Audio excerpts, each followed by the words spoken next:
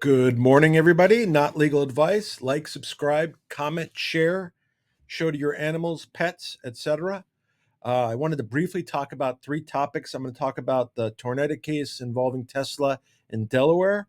I'm going to talk about the Musk versus Altman case and a brief update regarding mmtlp arbitration. I'm going to do all three of those.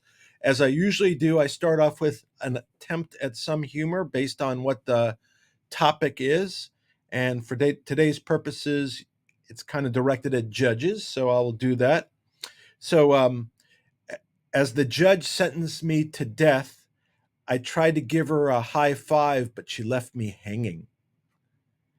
I knew I was going to jail when the judge yelled, "Order in the court," and my attorney immediately piped up, "I'll take a turkey sub on a French roll." And last but not least, or least but not last, or least and last, the spelling bee judge said, "Your word is C word." Contestant, C-U-N. Judge, dear God, please stop. So, dealing with the two Tesla Elon matters and one the MMTL matter. First, Tornetta versus Tesla. That's the pay package for Elon. Right now, they're arguing or just starting to argue about the attorney's fee award. The plaintiff's attorney sought apparently 27 or 28 million shares to equate to approximately $6 billion. That somehow is supposed to be equated to the award that was given in the case. If you recall, the award in the case was the pay package of Mr. Musk was rescinded. It didn't say it couldn't be reimposed, but it just was rescinded. So I find any calculation based upon that $55 million sum based upon unexercised options to be inappropriate. And in historical purposes, the highest attorney fee award apparently ever awarded was in the approximate amount of $700 million, just a little under $700 million. It was done in a case in which an actual award, a monetary award, was given that exceeded $7.2 billion. So the judges awarded a little less than 10% when an actual monetary award was given. So money was given out. In the Tornetta case, there is no money changing hands. There was no exercise of options. So to say that a valuation should be focused on the value of exercise options seems to be misplaced. I'll have other comments on that when I see the actual pleadings. I haven't seen them yet, but I've ordered them. And as soon as I see the filings, I'll comment on them. But that's just basically my feeling. The $6 billion, $6 billion worth of shares doesn't seem to be justified.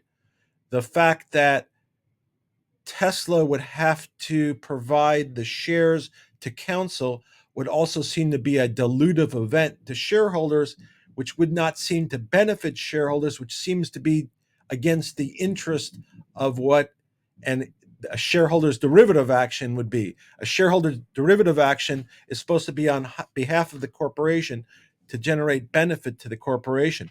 This action only seems to benefit plaintiff and plaintiff's counsel. And again, I'll discuss this in more detail when I have the pleadings and can analyze it. But basically, I don't see the monetary award. I see no monetary award that was provided. I see no restriction on Tesla providing the same option or greater package to Elon. Therefore, where's the damage? Therefore, where's the award upon which the attorney's fees should be provided? So if in fact attorney's fees should be provided pending appeal, they should be a fraction of the sum that is requested. And it shouldn't be shares, it should be actual money, so there's no dilution to shareholders. And obviously those issues will be on appeal, and whether they withstand appeal, that's a question. The underlying action in which the $55 billion stock option award was rescinded. In that action, the court did two things that were arguably will be subject to review. One is they changed the standard of proof, and two, they shifted the standard of proof to the defendant as opposed to plaintiff. So we will see how those turn out when the appeal goes forward. And again, I'll comment on the attorney's fees issues more when I have an opportunity to see the actual pleadings. Also yesterday, actually it was on the 29th, Elon filed an action in state court in San Francisco against Altman, Brockman, and a bunch of um, entities related to the two.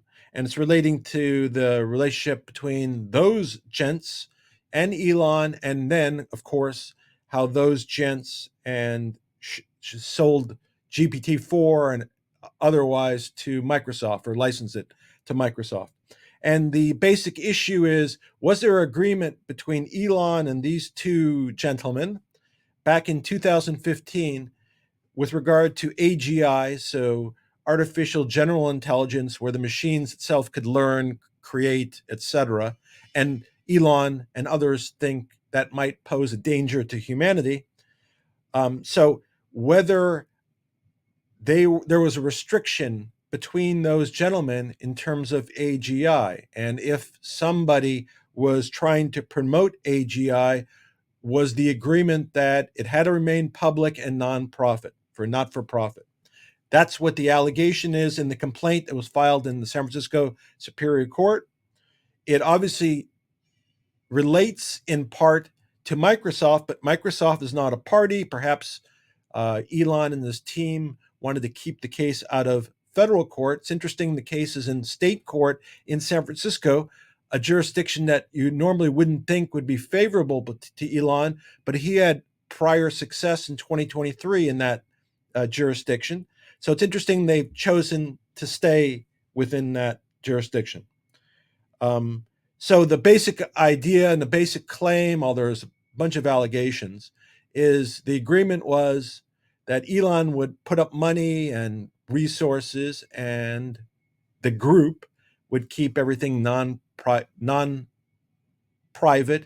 and not for profit. And what happened was, at some point in time, Elon put up approximately $44 million and other costs and brought people in. Eventually, he had nothing to do or less to do with the group. Altman and Brockman kind of shifted their interest, moved to Microsoft.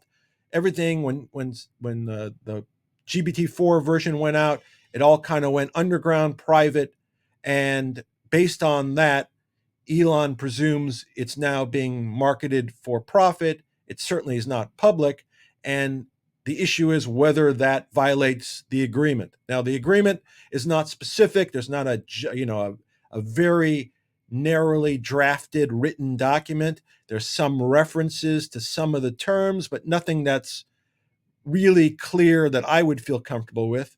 And that's why there's a claim for promissory estoppel that's asserted.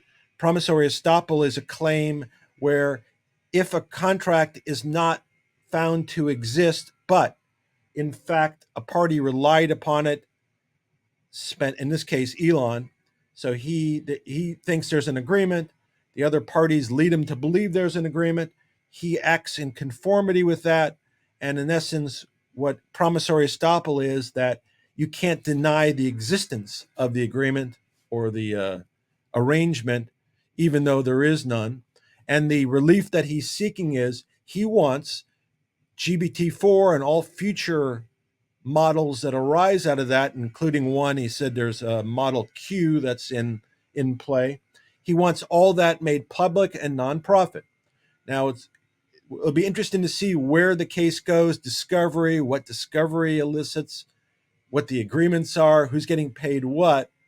And it's also interesting in that if, in fact, Microsoft has an interest in GPT-4 as opposed to an interest in maybe a business, whether their rights can be affected without them being a party to this action. So it'll be interesting to see how it plays out.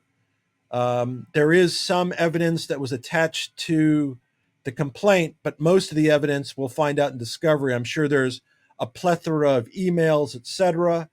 And Elon, in his stated purpose of the complaint, is to protect humanity. So I expect that he will be very aggressive in pursuing this. And if Altman and Brockman don't have someone to pick up their legal fees, I don't know what they will do, because they will be squashed.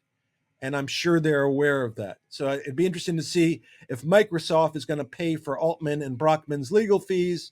That would obviously change the character of this dispute. So the issues will be, amongst other things, the certainty of the agreement, the definition of AGI, what that is and what they agreed to, and what discovery shows. And it'll be a very fascinating case.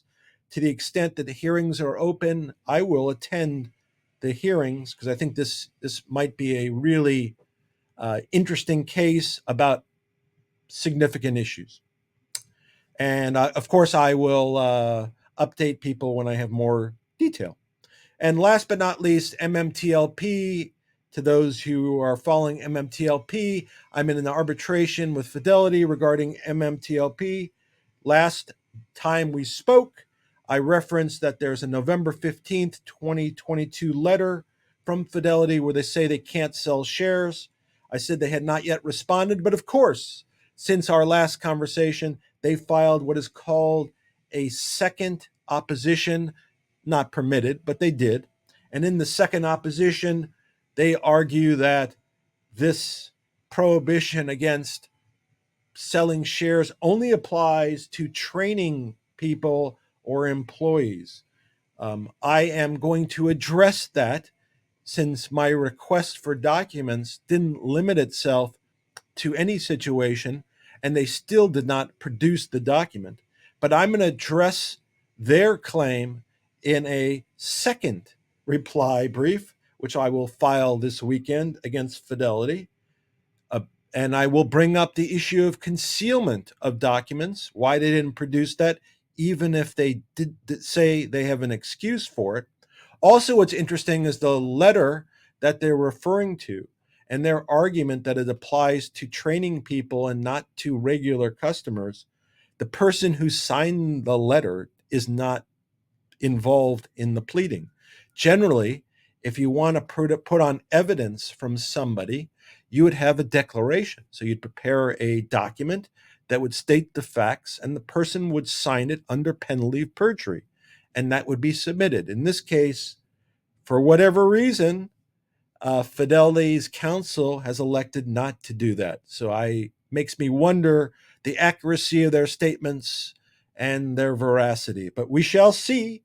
We shall see in the next filing. So just a summary again, the Tornetta case in Delaware, the issue is the attorney fee award. The request was for an amount of shares that equates to about $6 billion, but there have been no real monetary gain.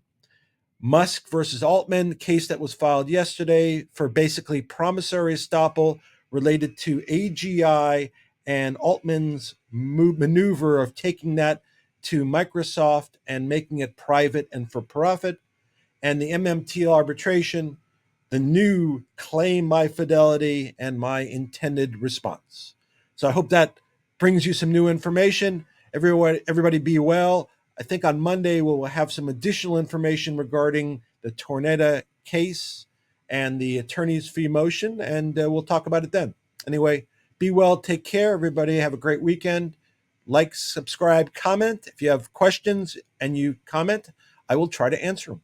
So be well, take care.